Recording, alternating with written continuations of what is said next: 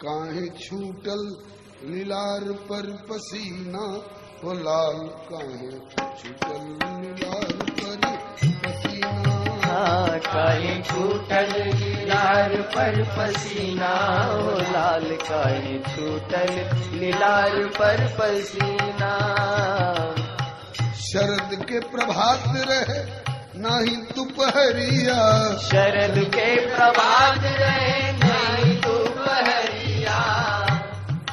शरद ऋतु पूरा क्वार बीत चुका है। अखबार का अंतिम दिन है, कल से कार्तिक शुरू होने वाला है। उस समय इतनी गर्मी नहीं पड़ती है। शरद ऋतु है और दोपहर का समय नहीं है सरकार, भोर का समय है। भोर फूल बीनवे को गए फुलवाई।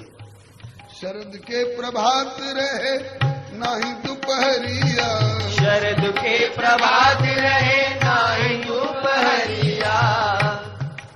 नाही रहल जेठ के महीना, वो लाल काहे छूटल लीलार पर पसीना।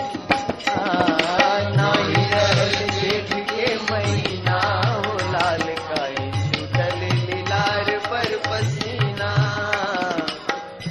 नाही रहल जेठ के महीना, वो लाल काहे छूटल लीलार पर पसीना। नाही रहल जेठ के महीना, वो लाल काहे छूटल लीलार पर पसीना। कल तो मिथिला के बाल वृद्ध नारी नरवस करके, मिथिला के बाल वृद्ध नारी नरवस करके, मिथिला के बाल वृद्ध नारी नरवस करके। मिथिला के बाल वृद्ध नारी नरवस करके। चलला उतान कई के सीना, हो लाल आज छूटल लीलार पर पसीना। चल उतान कई के सीना, हो लाल आज छूटल लीलार पर पसीना। काहे छूटल लीलार पर पसीना, हो लाल काहे छूटल लीलार पर पसीना। काहे छूटल लीलार पर पसीना, हो लाल काहे छूटल लीलार पर पसीना। सिया जी के भूषण के रुनझुन के धुन सुन के, सिया जी के भूषण के रुनझुन के धुन सुन के। सिया जी के भूषण के रुनझुन के धुन सुन के। सिया जी के भूषण के रुनझुन के धुन सुन के। ये के तोरे ही के झनकार उठल बीना, वो लाल काहे छूटल लीलार पर पसीना। ही के झनकार उठल बीना, हो लाल काहे छूटल लीलार पर पसीना। काहे छूटल लीलार पर पसीना, हो लाल काहे छूटल लीलार पर पसीना। काहे छूटल लीलार पर पसीना, हो लाल काहे छूटल लीलार पर पसीना। और सिया जी को देख लिया तो क्या कहना। देखते वैदेही के विदेह होई गईला, देखते वैदेही के विदेह होई गईला। देखते वैदेही के विदेह होई गईला। देखते वैदेही के विदेह होई गईला। सिया जी के प्रेम के अधीना, हो लाल काहे छूटल लीलार पर पसीना।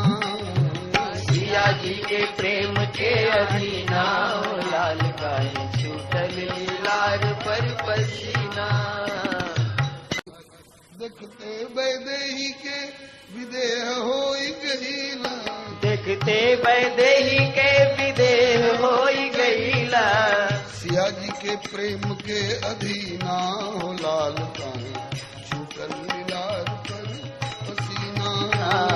सिया जी के प्रेम के अधीना, हो लाल काहे छूटल लीलार पर पसीना। अब सखियां मना रही हैं क्या आप दोनों का शाश्वत संबंध है, ये शाश्वतता बनी रहे। कैसा संबंध है? नेह निधि सिया तुहर भैली अंगूठी, नेह निधि सिया तोहर भैली अंगूठी, नारायण नेह निधि सिया जी अंगूठी, नारायण नेह निधि सिया जी अंगूठी। अंगूठी गोरी होती है ना, पीली पीली चमकीली। निधि सिया तो हर भैली अंगूठी, निधि सिया तो हर भैली अंगूठी, और तू अंगूठी के नीलम नगीना हो लाल छूटल लाल पर पसीना। तू अंगूठी के नीलम नगीना हो लाल काहे छूटल लीलार पर पसीना। काहे छूटल लीलार पर पसीना, काहे छूटल लीलार पर पसीना, काहे छूटल लीलार पर पसीना हो लाल काहे छूटल लीलार पर पसीना।